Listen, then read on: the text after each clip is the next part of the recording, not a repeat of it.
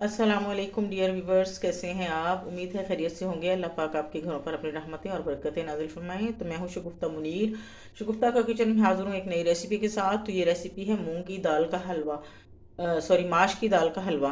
तो माश की दाल को मैंने सारी रात पानी में भिगो दिया था और उसको उसके बाद मैंने उसको ब्लेंड कर लिया है। इस तरह से जार में डाल के थोड़ा सा पानी डाल के ग्राइंड कर लें।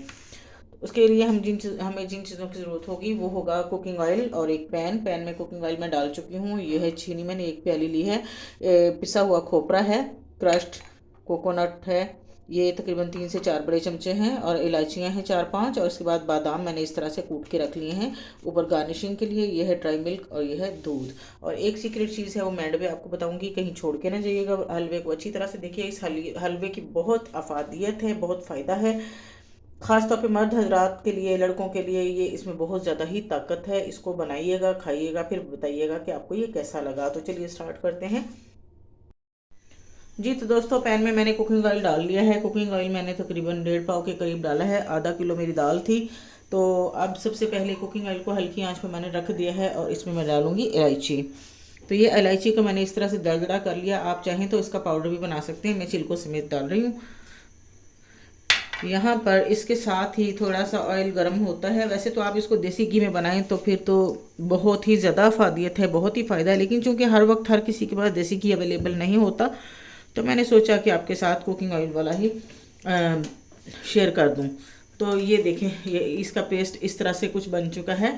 तो यहाँ पर हम इसको कुकिंग ऑयल में डाल लेंगे और इस सारे हलवे को हमने लो आंच पे पकाना है।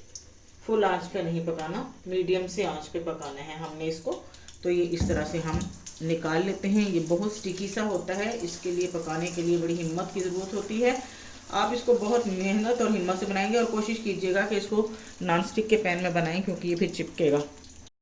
तो दोस्तों, ये बहुत स्टिकी होता है। इसको बहुत एहतियात से ऐसे मुसलसल चम्मच हिलाते हुए हमने भूनना है। इसकी भुनाई बहुत अच्छे से करनी है और इसको नीचे नहीं लगने देना। तो ये देखें, ये इस तरह से हम इसको तकरीबन 20-25 मिनट तक भूनेंगे। जैसे ही इसका रंग तब्दील होगा तो बाकी चीज़ें ऐड करेंगे। फिर वो बाकी चीज़ें हमने कहाँ पर किस स्टेज पे कैसे कैसे मिलानी है, वो मैं आपको साथ ही साथ बताती जाऊंगी। तो ये देखिए, ये इस तरह से, ये देखें, खुश्क होना शुरू हो गया। जैसे जैसे इसका पानी खुश्क होगा वैसे वैसे इसकी मज़ीद भुनाई अच्छी होती जाएगी।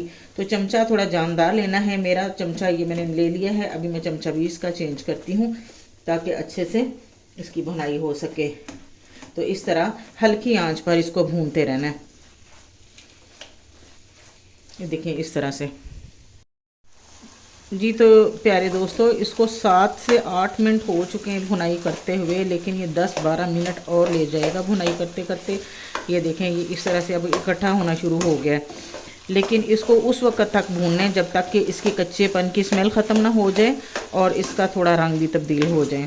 तो अभी भी इसमें से कच्ची कच्ची स्मेल आ रही है। आपको पता है माश की दाल की एक स्पेसिफिक स्मेल होती है, उसको हमने ख़त्म करना है और इसकी अच्छी सी भुनाई करनी है। तो ये देखिए, ये इस तरह से मैं कर रही हूँ। अभी कच्चेपन की खुशबू बहुत आ रही है।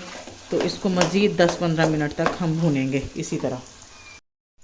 जी तो देखिए फ्रेंड्स, ये इस तरह से अब इकट्ठा होना शुरू हो गए हैं और इसके कच्चेपन की खुशबू जो थी, एक महक थी, वो बिल्कुल ख़त्म हो चुकी है।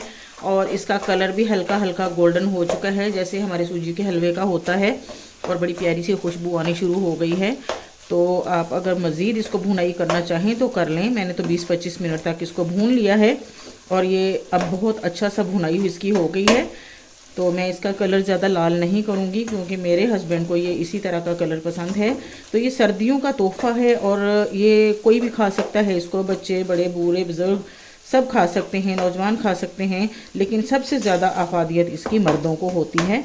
ये जोड़ों के दर्द के लिए और बाकी मसले मसाइल जो भी होते हैं जिस्म की, बहुत सारी चीज़ों को ठीक कर देता है। तो इसलिए आप लोग ये ज़रूर बनाएं और बनाकर मुझे बताइएगा कि आपको कैसा लगा। रेसिपी पसंद आए तो लाइक एंड शेयर ज़रूर कीजिएगा, और अगर आप मेरे चैनल पर नए हैं तो सब्सक्राइब करना ना भूलिएगा। तो चलिए जी, अब इसका टाइम हो चुका है कि इसमें दूध और पानी डाला जाए। तो लीजिए जनाब, मैं सबसे पहले 1 कप दूध डाल दूँगी और साथ ही 1 कप पानी भी डालेंगे। अगर आपके पास दूध ज़्यादा हो तो आप टोटल दूध भी डाल सकते हैं। लीजिए। अब यहाँ पर साथ ही मैं चीनी डाल दूँगी। चीनी पहले मैं कम डालूँगी, फिर चखने के बाद मज़ीद अगर ज़रूरत होगी। इतनी सी मैंने बचा ली है। और आँच देख लें, मैंने इसी आँच पे सारा हलवा बनाया है।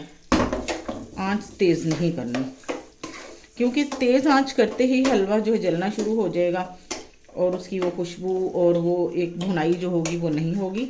तो यहाँ पर ही इसके साथ ही मैं ये खोपरा भी डाल दूँगी। इसके अलावा आप मज़ीद ड्राई फ्रूट्स डालना चाहें तो डाल सकते हैं। मेवे, बादाम, पिस्ता, अखरोट, जो भी चीज़ें आप डालना चाहें। तो मैं अब यहाँ पर इसके साथ ही मैं ये ड्राई मिल्क जो मैंने 3 टेबलस्पून लिया था वो भी शामिल कर देती हूँ। अगर आपके पास ड्राई मिल्क नहीं है तो आप खोया भी डाल सकते हैं। तो ये बहुत शानदार सा हलवा बन जाएगा। अभी इसको भुनाई करने के बाद इसका मीठा हम चेक कर लेंगे, अगर कम लगेगा तो और डाल लेंगे, लेकिन पहले ही ज़्यादा नहीं डालना ताकि तेज़ ना हो जाए। दूध डालने के बाद इसकी जो गुठलियाँ हैं, गुठलियाँ बन जाती हैं इसमें। तो इस तरह से चम्मच चलाते हुए इन गुठलियों को हमने मैश कर देना है। और कुछ ड्राई फ्रूट हमने इस वक्त इसके साथ, बादाम थोड़े से मैं डाल दूँगी, बाकी गार्निशिंग के लिए रखूँगी। ये देखें, तो थोड़े से बादाम मैंने डाल दिए हैं अंदर, बाकी के हम गार्निशिंग में डालेंगे इंशाल्लाह। तो बनेगा तो देखिए बहुत ही ज़बरदस्त बनेगा। अब यहाँ पर आप इसका मीठा चेक कर सकते हैं, आप अपने हिसाब से जितना आपको पसंद हो। कम डालना है तो पहले से ही कम डालिए, और अगर तेज़ करना है तो चखने के बाद। तो ये इस तरह करते हुए इसको उतनी देर पकाना है कि इसका दूध और पानी खुश्क हो जाए। जी तो प्यारे दोस्तों, अब मैं इसमें डालूँगी दूध से उतरी हुई मलाई। आप इसमें मिल्क पैक क्रीम भी डाल सकती हैं, लेकिन मैं जब इस तरह की चीज़ें बनाती हूँ तो मेरी कोशिश होती है कि घर की बनी हुई हर खालिश चीज़ इसमें डाली जाए।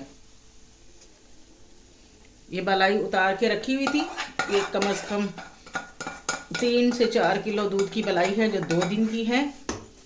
ये इसमें डाल देंगे। और ये खजूरें हैं जो कि सोर्स ऑफ कैल्शियम भी है, सोर्स ऑफ आयरन भी है, तो इसका बहुत सारा फ़ायदा है।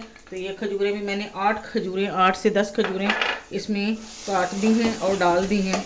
इस वक्त यहाँ पर हम इनको इस तरह से मिक्स करेंगे और अच्छी तरह भूनेंगे, क्योंकि ये हमारा हलवा होने के करीब है। तो इस वक्त आकर इसमें मलाई भी शामिल करेंगे, और साथ ही साथ यहाँ पर 2 टेबलस्पून जो हैं देसी घी के शामिल करेंगे। तो ये देखिए, ये मैं एक बड़ा ही काफ़ी है इसमें। चलिए थोड़ा सा और डाल देते हैं, ये तो ताकत का ख़जाना ही होता है। ये लीजिए, अपनी मर्ज़ी होती है जैसा आपको पसंद हो। तो ये जी देसी घी भी चला गया, मलाई भी चली गई। अब इनको मज़ीद भूनते हैं। जी तो प्यारे दोस्तों, हमारा हलवा तैयार हो चुका है। अब हम इसको किसी भी जार में डालकर 1 महीना तक फ्रिज में रख के खा सकते हैं। और वैसे भी 7-8 दिन, हफ्ता, 1 हफ्ता जो है वो फ्रिज के बगैर भी इसको रख के खा सकते हैं, ये ख़राब नहीं होता। तो ये बहुत अच्छा बन गया है। और इसने जो इस तरह से ऑयल छोड़ा है, इसको हम साइड पे निकाल लेंगे, क्योंकि ये खुले घी में ना बनाएं तो फिर ये बहुत चिपकता है और मुश्किल पैदा करता है।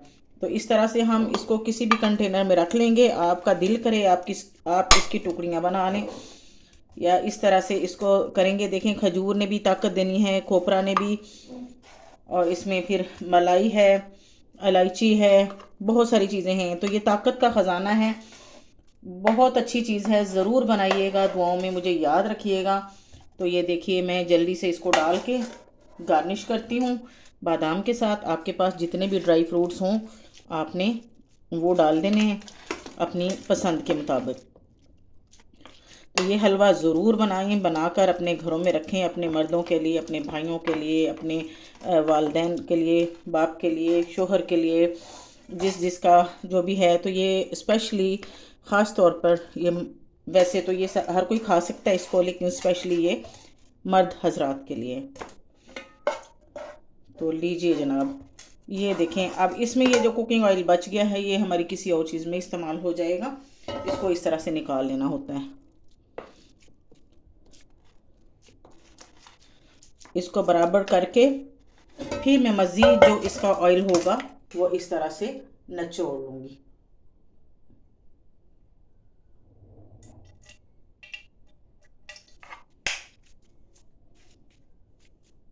आपको पता है ना कि ज़्यादा ऑयल हो या घी हो तो वो नहीं खाया जाता।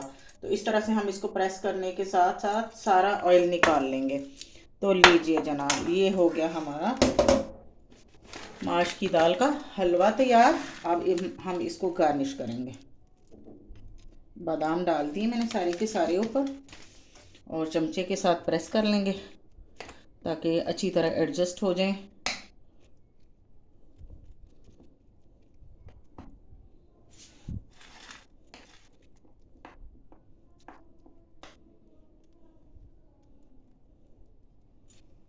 तो लीजिए जनाब, हमारा बहुत ही खूबसूरत और बहुत ही मज़ेदार और बहुत ज़्यादा ताकत वाला माश की दाल का हलवा तैयार हो चुका है। मुझे दीजिए इजाज़त, दुआओं में रखिएगा याद।